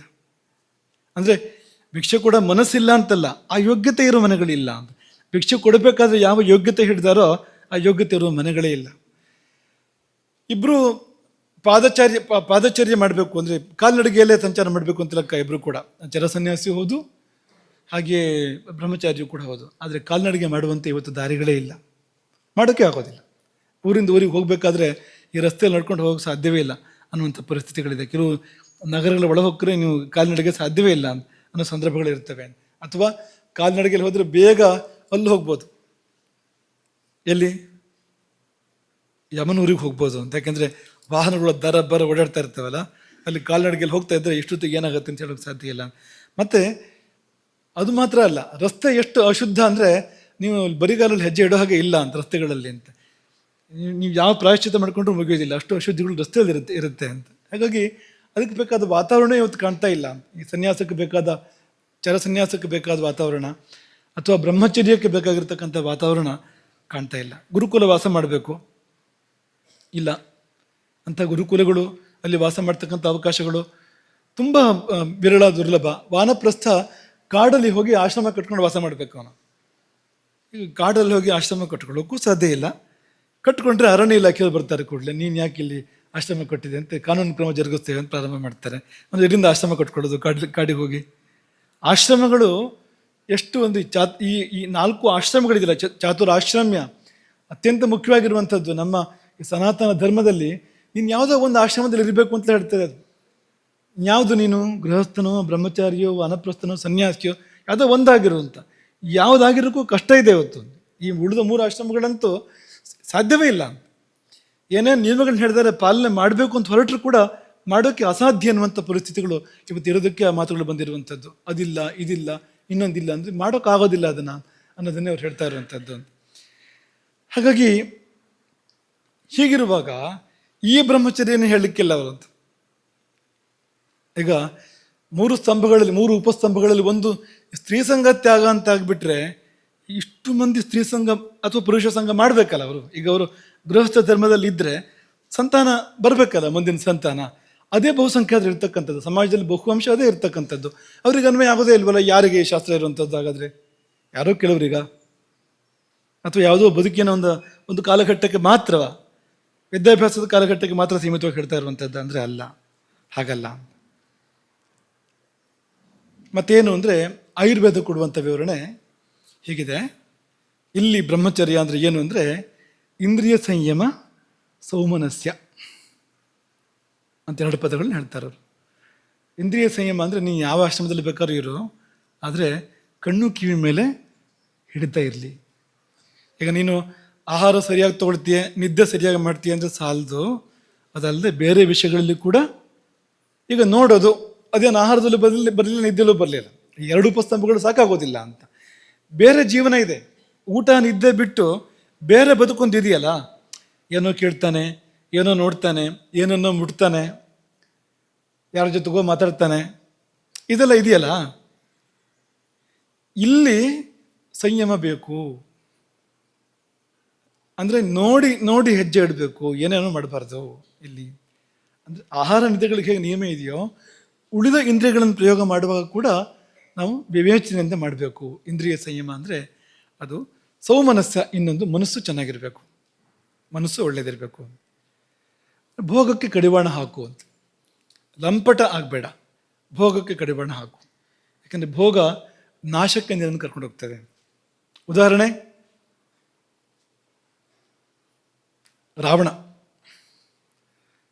ರಾವಣ ಆಹಾರ ಸರಿಯಾಗಿ ತಗೋತಾ ಇದ್ದ,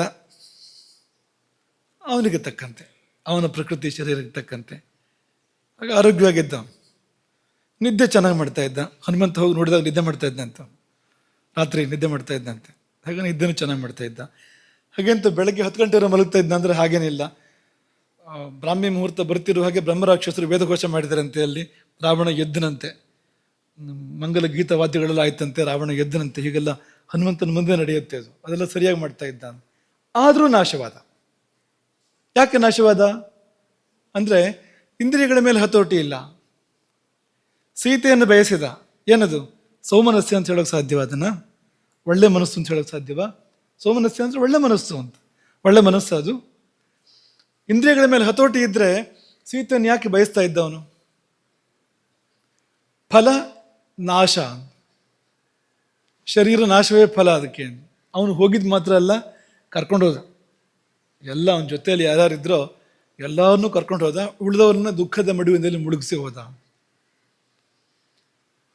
ಮಂಡೋದರಿ ಅಥವಾ ಪತ್ನಿಯರು, ಇಂದ್ರಜಿತನ ಪತ್ನಿಯರು, ಇಂಥವರೆಲ್ಲ ಉಳಿದಿರ್ಬೋದಲ್ಲ, ಅವರೆಲ್ಲ ಉಳಿದ ಜೀವನ ದುಃಖದಲ್ಲಿ ಕಳಿಬೇಕು. ಇವರೆಲ್ಲ ಹೋದರು, ತುಂಬ ಜನ ಹೋದರು, ಏನು ಮಾಡಿದಂತೆ ಆಯಿತು? ಈ ಕಾರಣಕ್ಕೆ ಹೇಳ್ತಾ ಇರುವಂಥದ್ದು. ಹಾಗಾಗಿ ಶರೀರ ಉಳಿಬೇಕು ಅಂದರೆ ಸ್ವಲ್ಪ ಇದೆಲ್ಲ ನೋಡಿ ಬಳಸೋ. ಕಣ್ಣು ಕಿವಿ ಮೂಗು ಎಲ್ಲ ನೋಡಿ ಬಳಸೋ. ಕೇಳ್ತು ಅಂತೆಲ್ಲ ಕೊಡ್ತಾ ಹೋಗಬೇಡ. ಯಾವುದು ಕೊಡಬೇಕು ಯಾವುದು ಕೊಡಬಾರ್ದು ವಿವೇಚನೆ ಮಾಡು. ಹಾಗಾಗಿ ಇಂದ್ರಿಯ ಸಂಯಮ ತುಂಬ ಮುಖ್ಯವಾಗಿರುವಂಥದ್ದು. ಅದು ಶರೀರವನ್ನು, ಆರೋಗ್ಯವನ್ನು ಕೆಡಿಸ್ಬೋದು. ಅದು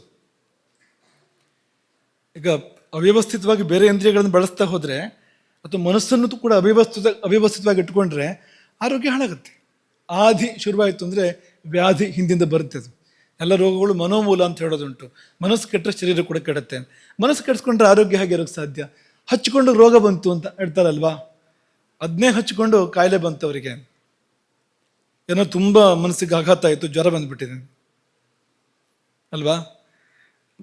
ಈಗ ಮನೋವ್ಯಥೆಯಿಂದ ರೋಗಗಳು ಬರ್ತವೆ. ಅಜ ಮಹಾರಾಜ, ದಶರಥನ ತಂದೆ ಅಜ ಮಹಾರಾಜ, ಇಂದುಮತಿಯ ಅಗಲಿಕೆಯ ನೋವಿನಲ್ಲಿಯೇ ಕೊರಗಿ ಪ್ರಾಣವನ್ನು ಬಿಟ್ಟಂತೆ.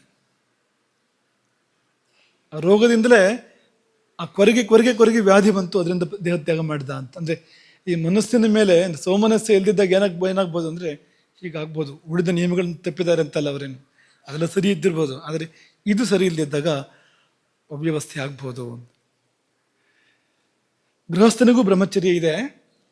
ಗೃಹಸ್ಥನಿಗೆ ಉದಾಹರಣೆಗೆ, ಗೃಹಸ್ಥ ಪರಸತಿಯರ ಹಿಂದೆ ಹೋಗದಿದ್ದರೆ ಅದು ಬ್ರಹ್ಮಚರ್ಯವೇ. ಅದು ತನ್ನ ಸತಿಯ ಸಂಘವನ್ನಾದರೂ ಹೇಳಿದ ಸಮಯದಲ್ಲಿ ಮಾಡಿದರೆ, ಹೇಳಿದ ಸಮಯದಲ್ಲಿ ಮಾಡದೇ ಇದ್ದರೆ ಬ್ರಹ್ಮಚಾರಿ ಭವೇನ್ ನಿತ್ಯಂ, ಅವನು ಬ್ರಹ್ಮಚರ್ಯ ಅಂತ ಅಲ್ಲಿಗೂ ಕೂಡ ಅನ್ವಯ ಆಗುತ್ತೆ. ಇಲ್ಲಿ ಆಯುರ್ವೇದ ಹೇಳ್ತಕ್ಕಂಥ ಬ್ರಹ್ಮಚರ್ಯ ಎಲ್ಲಿಗೂ ಬರುತ್ತೆ, ಬ್ರಹ್ಮಚಾರ್ಯೇವ ಅಂತ ಅನ್ನೋ ಮಾತನ್ನು ಹೇಳಿದ್ದಾರೆ. ಆದರೆ ಇದರ ಈ ಆಯುರ್ವೇದದ ದೃಷ್ಟಿಯಿಂದ ಇದರ ಅಭಿಪ್ರಾಯ ಏನು ಅಂದರೆ, ಸಂಯಮ ಬೇಕು, ಮನಸ್ಸನ್ನು ಚೆನ್ನಾಗಿ ಇಟ್ಕೋಬೇಕು, ಇಂದ್ರಿಯಗಳನ್ನು ಕೂಡ ಹತೋಟಿಯಲ್ಲಿ ಇಟ್ಕೋಬೇಕು. ಇಟ್ಕೊಂಡಾಗ ಶರೀರ ಉಳಿಯುತ್ತೆ. ಇಲ್ಲದಿದ್ದರೆ ಅವುಗಳ ಕಾರಣಕ್ಕೆ, ಆ ಇಂದ್ರಿಯಗಳು ದಾರಿ ತಪ್ಪಿದ ಕಾರಣಕ್ಕೆ ಶರೀರ ನಾಶವಾಗ್ಬೋದು ಅನ್ನೋದನ್ನು ಸೂಚ್ಯವಾಗಿ ಹೇಳಿದ್ದಾರೆ. ಕೊನೆಯಲ್ಲಿ ಈ ಬ್ರಹ್ಮಚರ್ಯ ಅನ್ನೋದನ್ನು ಒಬ್ಬೊಬ್ಬರು ಒಂದೊಂದು ತರಹ ಅಲ್ಲ, ಸ್ವಲ್ಪ ಬೇರೆ ಬೇರೆ ರೀತಿಯಿಂದ ಹೇಳಿದ್ದಾರೆ. ಈಗ ಧರ್ಮಶಾಸ್ತ್ರದ ಬ್ರಹ್ಮಚರ್ಯ ಒಂದು ಬೇರೆ ಇದೆ, ಯೋಗಶಾಸ್ತ್ರ ಹೇಳುವ ಬ್ರಹ್ಮಚರ್ಯ ಒಂಚೂರು ಬೇರೆ ಇದೆ, ಆಯುರ್ವೇದ ಹೇಳಿದ ಬ್ರಹ್ಮಚರ್ಯ ಈಗ ತಾನೇ ನಿಮ್ಗೆ ಹೇಳಿದ್ರು ಅದೊಂಚೂರು ಬೇರೆ ಇದೆ, ಉಪನಿಷತ್ತು ಏನು ಹೇಳ್ತು ಬ್ರಹ್ಮಚರ್ಯವನ್ನು ಅನ್ನೋದನ್ನು ಒಂದು ಸ್ವಲ್ಪ ನೋಡಿ ಪೂರ್ಣ ಮಾಡೋಣ ಇವತ್ತು. ಉಪನಿಷತ್ತು ಕಠೋಪನಿಷತ್ತೆ ಏನು ಹೇಳ್ತು ಅಂದರೆ, ಯದಿಚ್ಛಂತೋ ಬ್ರಹ್ಮಚರ್ಯಂ ಚರಂತಿ ತತ್ತೇ ಪದಂ ಸಂಗ್ರಹೇಣ ಬ್ರವೀಮಿ ಓಂ ಇತ್ಯೇತತ್. ಅದು ನಿಜವಾದ ಬ್ರಹ್ಮಚರ್ಯ. ಸರ್ವೇ ವೇದ ಯತ್ಪದ ಮಾಮನಂತಿ ತಪಾಂಸಿ ಸರ್ವಾಣಿ ಚ ಯದ್ವದಂತಿ ಯದಿಚ್ಛಂತೋ ಬ್ರಹ್ಮಚರ್ಯಂ ಚರಂತಿ ತತ್ತೇ ಪದಂ ಸಂಗ್ರಹೇಣ ಬ್ರವೀಮಿ ಓಂ ಇತ್ಯೇತತ್. ಇದು ಮೂಲ ಬ್ರಹ್ಮಚರ್ಯ. ಮತ್ತೆಲ್ಲ ಬ್ರಹ್ಮಚರ್ಯಗಳು ಇದರ ಮರಿಗಳು, ಇದರದ್ದೇ ಅನ್ಯ ರೂಪಗಳು. ಸರ್ವೇ ವೇದ ಯತ್ಪದ ಮಾಮನಂತಿ, ಎಲ್ಲ ವೇದಗಳು ಯಾವ ನೆಲೆ, ಯಾವ ಪದದ ಕುರಿತು ನಿರೂಪಣೆ ಮಾಡ್ತವೋ, ಯಾವುದನ್ನೇ ನಿರೂಪಣೆ ಮಾಡ್ತವೋ ಎಲ್ಲ ವೇದಗಳು ಕೂಡ. ತಪಾಂಸಿ ಸರ್ವಾಣಿಚ ಯದ್ವದಂತಿ, ಎಲ್ಲ ತಪಸ್ಸುಗಳು ಹೋಗಿ ಎಲ್ಲಿಯೇ ಪರ್ಯವಸಾನ ಆಗ್ತವೋ, ತಪಸ್ಸುಗಳು ಹೋಗಿ ಪರ್ಯವಸಾನ ಆಗುವ ಸ್ಥಳ ವೇದಗಳು ಪ್ರತಿಪಾದನೆ ಮಾಡುವಂಥ ಒಂದು ನೆಲೆ. ಯಾವುದಕ್ಕೋಸ್ಕರ ಬ್ರಹ್ಮಚರ್ಯವನ್ನು ಆಚರಿಸ್ತಾರೋ, ಬ್ರಹ್ಮಚರ್ಯವನ್ನು ಯಾವುದಕ್ಕೋಸ್ಕರ ಆಚರಿಸ್ತಾರೋ ಅದೇನು ಅಂದರೆ ಓಂ ಅಂತ, ಅದೇ ಅದು. ಅದನ್ನೇ ಆಗ ಸೂಚ್ಯವಾಗಿ ಹೇಳಿದ್ದು. ಬ್ರಹ್ಮಚರತಿ, ಬ್ರಹ್ಮಣಿ ಚರತಿ. ಚರಧಾತುವಿಗೆ ಗತಿ ಮತ್ತು ಭಕ್ಷಣ ಅನ್ನೋ ಎರಡು ಅರ್ಥ ಇದೆ. ಚರ ಗತಿ ಭಕ್ಷಣಯೋಹೋ ಅನ್ನೋ ಅರ್ಥ ಇದೆ. ಗತಿ ಅಂತ ತಗೊಂಡ್ರೆ ಬ್ರಹ್ಮಣಿ ಚರತಿ, ಬ್ರಹ್ಮದಲ್ಲಿ ಸಂಚಾರ ಮಾಡ್ತಾನೆ ಅವನು ಬ್ರಹ್ಮಚಾರಿ, ಪರಬ್ರಹ್ಮದಲ್ಲಿ ಸಂಚಾರ ಮಾಡ್ತಾನೆ. ಭಕ್ಷಣ ಅಂತ ತಗೊಂಡ್ರೆ ಅದು ಆಸ್ವಾದನೆ, ಇದು ಆಹಾರ ಅಂತ ತಗೊಳ್ಳಿ ನೀವು ಬೇಕಾದ್ರೆ, ಸವಿಯೋದು ಅಂತ. ಭಕ್ಷಣ ಅಂದರೆ ಸವಿಯೋದು ಅಂತ. ಬ್ರಹ್ಮಚರತಿ ಅಂದರೆ ಬ್ರಹ್ಮವನ್ನೇ ಸವಿತಾನೆ, ಬ್ರಹ್ಮವನ್ನೇ ಉಣ್ತಾನೆ ಬ್ರಹ್ಮಚಾರಿ. ಬ್ರಹ್ಮವನ್ನೇ ಆಸ್ವಾದಿಸುವವನು, ಅದಕ್ಕೆ ಸಲ್ಲುವ ಆಚರಣೆಗಳನ್ನ ಇಟ್ಕೊಂಡವನು. ಯಾವುದು ಬ್ರಹ್ಮಾನುಭವಕ್ಕೆ ವ್ಯತಿರಿಕ್ತವೋ ಅದನ್ನೆಲ್ಲ ಬಿಡ್ತಾನವನು, ಯಾವುದು ಬ್ರಹ್ಮಾನುಭವಕ್ಕೆ ಪೂರಕವೋ ಅದನ್ನ ಇಟ್ಕೊಳ್ತಾನೆ. ಇಷ್ಟು ನಿಯಮಗಳ ಅರ್ಥ ಅಷ್ಟೇ. ಪರಮಾತ್ಮ ಪ್ರಾಪ್ತಿಗೆ ಏನು ಬೇಕೋ ಅದೆಲ್ಲ ಮಾಡ್ತಾನೆ, ಯಾವುದು ಬೇಡವೋ ಅದಕ್ಕೆ ಅಡ್ಡಾಗೋದೆಲ್ಲ ಬಿಟ್ಬಿಡ್ತಾನೆ. ಅಥವಾ ಈಗ ನೀವು ಕೇಳ್ಬೋದು, ನೀವು ನೃತ್ಯ ಗೀತ ವಾದ್ಯತ್ರ ಅದೆಲ್ಲ ವಿರೋಧವ, ಅಥವಾ ಕೆಲವು ಪ್ರಾಪಂಚಿಕ ಸುಖಗಳಿದೆ ಅದೆಲ್ಲ ವಿರೋಧವ ಅಂದರೆ ವಿರೋಧ ಅಲ್ಲ. ಮತ್ತು ಯಾಕೆ ಅಂದರೆ ಮಹಾಸುಖವನ್ನು ಕಂಡಾಗ ಅಲ್ಪ ಸುಖ ಸಪ್ಪೆ ಅನಿಸ್ಬೋದು, ಅಷ್ಟೇ ಅದು. ಈಗ ನೀವು ತುಂಬ ಸಿಹಿಯಾದ್ದನ್ನು ಸೇವನೆ ಮಾಡಿದರೆ ಆಮೇಲೆ ತಕ್ಕಮಟ್ಟಿಗೆ ಸಿಹಿಯಾದ ಸೇವೆ ಮಾಡಿದ್ರು ಕೂಡ ಸಪ್ಪೆ ಅನಿಸುತ್ತೆ ನಮಗದು, ಅಲ್ವಾ? ತಕ್ಕಮಟ್ಟಿಗೆ ಸಿಹಿ ಇರೋಂಥದ್ದು ಕೂಡ ಸಪ್ಪೆ ಅಂತ ಅನಿಸುತ್ತೆ ನಮಗೆ. ಉದಾಹರಣೆಗೆ ನೀವು ತುಂಬ ಸಿಹಿ ಇರೋ ಒಂದು ಉದಾಹರಣೆ ಕೊಡಿ, ಯಾವ್ದಾದ್ರು ಒಂದು ನೀವೇ ಕೊಡಿ. ತುಂಬ ಜಾಸ್ತಿ ಸಿಹಿ ಇರೋಂಥದ್ದು ಒಂದು ಭಕ್ಷ್ಯ. ಹಾಲು ಅದಲ್ಲ, ಕೇಸರಿ ಹಾಲು, ಕೇಸರಿ ಬಾತ್, ಕೇಸರಿ ಬಾತ್. ಸ್ವಲ್ಪ ಕಡಿಮೆ ಸಿಹಿ ಇರೋದು ಉದಾಹರಣೆ ಕೊಡಿ. ಒಂಚೂರು ಕಡಿಮೆ ಇರಬೇಕು. ಹಾಲು. ಈಗ ಜಾಮೂನ್ ಅಂತ ತಗೊಳ್ಳಿಬೇಕಾರೆ, ಜಿಲೇಬಿ ಅಂತ ತಗೊಳ್ಳಿಬೇಕಾರೆ, ಅದ್ರಲ್ಲಿ ನೀವು ತಿನ್ಬೇಕು ಅಂತಲ್ಲ, ಪಕ್ಕದಲ್ಲಿ ಹೋಳಿಗೆ ಅಂತ ತಗೊಳ್ಳಿ. ನೀವು ಅದು ತಿನ್ಕೊಂಡು ಇದು ತಿಂದರೆ ಸಪ್ಪೆ ಅನ್ಸುತ್ತೆ. ಇದು ನಿಜವಾಗಿ ಸಿಹಿ ಇದ್ರೂ ಕೂಡ ಇದು ಹೋಳಿಗೆ ಸಿಹಿನೇ ಇದು, ಆದರೆ ಇನ್ನೂ ಜಾಸ್ತಿ ಸಿಹಿ ಇರುತ್ತೆ ಅಂದರೆ ಇದು ಸಪ್ಪೆ ಅಂತ ಅನ್ಸುತ್ತೆ ಅಂತ. ಹಾಗೆ ಅದನ್ನು ಅನುಭವಿಸಿದವನು, ಆತ್ಮಾನಂದ ಅನುಭವಿಸಿದವನಿಗೆ ಇದೆಲ್ಲ ಸಪ್ಪೆ ಅಂತ ಅನ್ಸೋದ್ರಿಂದ ನನಗೆ ಬೇಡಾಗತ್ತೆ, ಅದು ಬಿಡ್ತಾನೆ ನೋಡೋದು ನಾನು. ಹಾಗಾಗಿ ಮಹಾಸುಖವನ್ನು ಕಂಡು ಅಲ್ಪ ಸುಖದ ತ್ಯಾಗ ಇದೆಯಲ್ಲ, ಅದೇ ಬ್ರಹ್ಮಚರ್ಯ. ಅಥವಾ ಮಹಾಸುಖಕ್ಕಾಗಿ ಅಲ್ಪ ಸುಖದ ತ್ಯಾಗ. ಅಲ್ಲಿ ಹೋಗ್ತಾ ಇದ್ದಾನೆ ಆ ಕಡೆಗೆ, ಇದು ಸ್ವಲ್ಪ ಆ ಕಡೆ ಈ ಕಡೆ ವಿಚಲಿತ ಮಾಡುತ್ತೆ, ಇದು ಬೇಡ ಅಂತ ಬಿಟ್ಟ ಅಂತ. ಅದೇ ಬ್ರಹ್ಮಚರ್ಯ. ಇದು ಶಿಕ್ಷೆ ಅಲ್ಲ, ದಂಡನೆ ಅಲ್ಲ ಇದು, ಇದು ಪಥ್ಯ. ಇದು ಪಥ್ಯ ಹಿತಂ, ಆ ದಾರಿಗೆ ಯಾವ್ದು ಅನುಕೂಲ ಯಾವ್ದು ಅನುಕೂಲ ಅಲ್ಲ, ಆ ದಾರಿಲಿ ಹೋಗ್ಬೇಕು ಅಂದ್ರೆ ಇವೆಲ್ಲ ಅನುಕೂಲ ಅಲ್ಲ ಅಂತ ಬಿಟ್ಟ ಅದನ್ನು ಅಂತ. ಅದೇ ಬ್ರಹ್ಮಚರ್ಯ. ಆಯಿತು. ಅದರಿಂದ ಈ ದೇಹಕ್ಕೆ ಒಳ್ಳೆಯದಾಗೋದು ಹೇಗೆ, ದೇಹ ಉಳಿಯೋದು ಹೇಗೆ ಅಂದರೆ ಎಲ್ಲ ಶ್ರೇಯಸ್ಸಿಗೂ ಈಶ್ವರನೇ ಮೂಲ, ಎಲ್ಲ ಶ್ರೇಯಸ್ಸು ಅಲ್ಲಿಂದಲೇ. ಹಾಗಾಗಿ ಅದು ಪ್ರಾಪ್ತ ಆಯಿತು, ಅಥವಾ ಆ ದಾರಿಲಿ ನಾವಿದ್ದೇವೆ ಅಂದರೆ ಇದೆಲ್ಲ ತಾನೇ ಬಂದ್ಬಿಡುತ್ತೆ. ಆರೋಗ್ಯ ಎಲ್ಲ, ನೀವು ಹಸು ಕೊಂಡ್ಕೊಂಡ್ರೆ ಹಗ್ಗ ಜೊತೆಲಿ ಬರುತ್ತಲ್ವಾ, ಹಗ್ಗಕ್ಕೆ ಬೇರೆ ದುಡ್ಡು ಕೊಡ್ತೀರಾ? ಸಂತೆಗೆ ಹೋಗಿ ಹಸು ಖರೀದಿ ಮಾಡ್ತೀರಿ, ಹಸುಗೆಷ್ಟು ಹಗ್ಗಕ್ಕೆಷ್ಟು ಅಂತ ಕೊಡ್ತೀರಾ? ಇಲ್ಲ ಅಲ್ವಾ, ಹಗ್ಗ ತಾನೇ ಬಂತಲ್ವಾ. ಹಾಗೆ ಆತ್ಮಸುಖ ಪ್ರಾಪ್ತ ಆದಾಗ ಇದೆಲ್ಲ ತಾನೇ ತಾನಾಗಿ ಬಂದ್ಬಿಡುತ್ತೆ, ಆನುಷಂಗಿಕವಾಗಿ ಜೊತೆಲಿ ಬಂದ್ಬಿಡುತ್ತೆ ಅದು. ಈಗ ಹಸು ಇದೆ ಅಂದರೆ ನಮ್ಗೆ ಹಾಲು ಸಿಗುತ್ತೆ, ಹಾಲಿಗೋಸ್ಕರ ಹಸು ತಂದು ಸಗಣಿನೂ ಸಿಕ್ತು, ಪಕ್ಕದಲ್ಲಿ ಗೋಮೂತ್ರನೂ ಸಿಕ್ತು ಅನ್ನೋ ಹಾಗೆ ಅದು ಅಂತ ಅದು ಬಂದ್ಬಿಡುತ್ತೆ ಅಂತ. ಹಾಗಾಗಿ ಈಶ್ವರನೇ ಮೂಲ ಎಲ್ಲ ಶ್ರೇಯಸ್ಸಿಗೂ. ಅವನ ಬಳಿ ಹೋಗ್ತಾ ಇದ್ದೇವೆ, ಅವನು ನಮ್ಮ ಬಳಿ ಬರ್ತಾ ಇದ್ದಾನೆ, ಅವನ ಒಲಿಮೆ ಪ್ರಾಪ್ತ ಆಗ್ತಾ ಇದೆ ಅಂದರೆ ಇದೆಲ್ಲ ತಾನೇ ತಾನಾಗೆ ನಮಗೆ ಸಿದ್ಧಿ ಆಗುತ್ತೆ. ಅಲೌಕಿಕವಾದ ಸುಖಗಳು ತಾನೇ ತಾನಾಗೆ ಸಿದ್ಧ ಆಗುತ್ತೆ. ಧರ್ಮ ಅಂತ ಹೆಸರೋದಕ್ಕೆ. ಇಂಥ ಈ ಈಶ್ವರನ ಬಳಿಗೆ ಯಾವುದು ನಮ್ಮನ್ನು ಕರ್ಕೊಂಡು ಹೋಗುತ್ತೋ ಅದಕ್ಕೆ ಧರ್ಮ ಅಂತ ಹೆಸರು. ಅದಕ್ಕೆ 2 ಫಲಗಳು ಧರ್ಮಕ್ಕೆ, ಅಭ್ಯುದಯ ಮತ್ತು ನಿಶ್ರೇಯಸ. ಅದು ನಿಶ್ರೇಯಸವನ್ನು ಕೊಡಬೇಕಾದ್ರೆ ನಿಶ್ರೇಯಸವನ್ನು ಮಾತ್ರ ಕೊಡೋದಿಲ್ಲ, ಮುಕ್ತಿಯನ್ನು ಮಾತ್ರ ಕೊಡೋದಿಲ್ಲ, ಪಕ್ಕದಲ್ಲೇ ಇಲ್ಲಿ ಏನೇನು ಒಳ್ಳೇದು ಬೇಕೋ ಅದೆಲ್ಲವನ್ನು ಕೊಟ್ಬಿಡುತ್ತೆ. ಶರೀರವನ್ನು ಕೂಡ ಅದು ಉಳಿಸುತ್ತೆ. ಎಲ್ಲಕ್ಕೂ ಅವನೇ ಆಧಾರ ಸ್ತಂಭ. ಮತ್ತು ಇದರಲ್ಲಿ ತ್ರಯೋಪ ಸ್ತಂಭದಲ್ಲಿ ಒಂದು ಯಾವುದ್ರೇನು ಆಶ್ಚರ್ಯ ಇದೆ ಅಂತ ಕೇಳ್ಬೋದು. ಆಮೇಲೆ ನೀವು ಕೇಳ್ಬೋದು, ಅಲ್ಲ ಈ ಈಶ್ವರನ ಹತ್ರ ಕರ್ಕೊಂಡು ಹೋಗುವಂಥ ಬ್ರಹ್ಮಚರ್ಯ ಇದನ್ನು ಉಪಸ್ತಂಭ ಅಂತ ಯಾಕೆ ಹೇಳಿದ್ರೆ ನೀವು? ಕೇಳಿ, ಇದೇ ಪ್ರಧಾನ ಸ್ತಂಭ ಆಗಬೇಕು ಅಲ್ವಾ? ಉಪಸ್ತಂಭ ಹೇಗೆ ಇದು? ಅದರಲ್ಲಿ 3ನೇ ಹೇಳಿದಿರಿ, ಆಹಾರ ನಿದ್ದೆ ಆದಮೇಲೆ ಹೇಳಿದಿರಲ್ಲ ಅಂತಂದರೆ, ಈಗ ವಿಷಯ ಏನು? ಶರೀರ ಧಾರಣೆ ಅನ್ನೋದು ವಿಷಯ. ಶರೀರ ಧಾರಣೆಗೆ ಏನೆಲ್ಲ ಕಾರಣ? ಕರ್ಮ ಕಾರಣ ಶರೀರ ಧಾರಣೆಗೆ. ಆಮೇಲೆ ಹೊಟ್ಟೆಗೆ ಆಹಾರ ಬೇಕು, ಕಣ್ಣಿಗೆ ನಿದ್ರೆ ಬೇಕು, ಅದಿದ್ರೆ ಆಗುತ್ತೆ. ಆಮೇಲೆ ಬೇಡದಿರೋದೇನೋ ಮಾಡಬಾರ್ದು, ಅದೆಷ್ಟು ಇದ್ರೆ ಶರೀರ ಇರುತ್ತೆ ಅಂತ ಇಷ್ಟು ತಗೊಳ್ಳಿ. ಆದರೆ ಇಷ್ಟು ಗಂಭೀರ ಅರ್ಥದಲ್ಲಿ ತಗೊಂಡ್ರೆ ಬ್ರಹ್ಮಚರ್ಯ, ಬ್ರಹ್ಮಣಿಚರತಿ ಅಥವಾ ಬ್ರಹ್ಮಚರತಿ ಅನ್ನೋ ಮಟ್ಟದಲ್ಲಿ ತಗೊಂಡ್ರೆ ಅದು ಶರೀರದ ಬಿಡುಗಡೆಗೆ ಕಾರಣ ಆಗುತ್ತೆ ಹೊರತು ಶರೀರನ ಇಡೋಕ್ಕೋಸ್ಕರ ಇಲ್ಲ. ಅದು ಎಲ್ಲವುಗಳಿಂದ ಬಿಡುಗಡೆ ಕೊಡುತ್ತೆ. ಅದು ಶರೀರ ಮಾತ್ರ ಅಲ್ಲ, ಸಮಸ್ತ ನಮ್ಮನ್ನು ಏನೆಲ್ಲ ಕಟ್ಟಿ ಹಾಕಿವೆಯೋ ಅದೆಲ್ಲದರಿಂದ ಬಿಡಿಸಿ ಕೊಡುತ್ತೆ ಅದು. ಹಾಗಾಗಿ ಅದನ್ನು ಅಲ್ಲೇ ಮುಖ್ಯ ಕಾರಣ ಅಂತ ಹೇಳಬೇಕಾಗಿದೆ, ಅದನ್ನು ಆ ಕಡೆಗೆ ಮುಖ್ಯ ಕಾರಣ ಅಂತ ಹೇಳಬೇಕಾಗಿದೆ. ಈ ಕಡೆಗೆ ಅದಿದ್ದರೆ ಇಲ್ಲೂ ಎಷ್ಟೋ ದೋಷಗಳು ಪರಿಹಾರ ಆಗುತ್ತೆ, ಎಷ್ಟೋ ಕ್ಲೇಶಗಳು ಪರಿಹಾರ ಆಗುತ್ತೆ, ಇಲ್ಲೂ ಒಂದಷ್ಟು ಫಲಗಳು ಬರುತ್ತೆ ಅಂತ ಅದಕ್ಕೋಸ್ಕರ ಮುಖ್ಯವಾಗಿ ಕರ್ಮವನ್ನು ಹೇಳಿದರು. ಇದನ್ನು ಜೊತೆಯಲ್ಲಿ ಹೇಳಿದರು, ಯಾವುದು ಬ್ರಹ್ಮಚರ್ಯವನ್ನು ಜೊತೆಯಲ್ಲಿ ಹೇಳಿದರು. ಯಾಕೆಂದರೆ ಇನ್ನೊಂದು ಕಡೆಗೆ ಅತ್ಯಂತ ಮುಖ್ಯವಾಗಿ ಹೇಳಬೇಕಾಗಿದೆ ಅದನ್ನು, ಅಂದರೆ ಮುಕ್ತಿಗೆ ಮುಖ್ಯವಾಗಿ ಹೇಳಬೇಕಾಗಿದೆ ಅದನ್ನು. ಆ ಕಾರಣಕ್ಕೋಸ್ಕರವಾಗಿ ಇಲ್ಲಿ ಉಪಸ್ತಂಭವಾಗಿ ಹೇಳಿದರು. ಇಷ್ಟು ಇಟ್ಕೊಳ್ಳೋಣ. ಇನ್ನು ಈಗ 3 ಉಪಸ್ತಂಭಗಳ ಬಗ್ಗೆ ಹೇಳಿ ಆಯಿತು. ಇನ್ನು ಆಹಾರದ ಬಗ್ಗೆ ಪ್ರಾರಂಭ ಮಾಡಬೇಕು. ಇದೆಷ್ಟು ಪೀಠಿಕೆ, ಇಲ್ಲಿವರೆಗಿನ ಪೀಠಿಕೆ.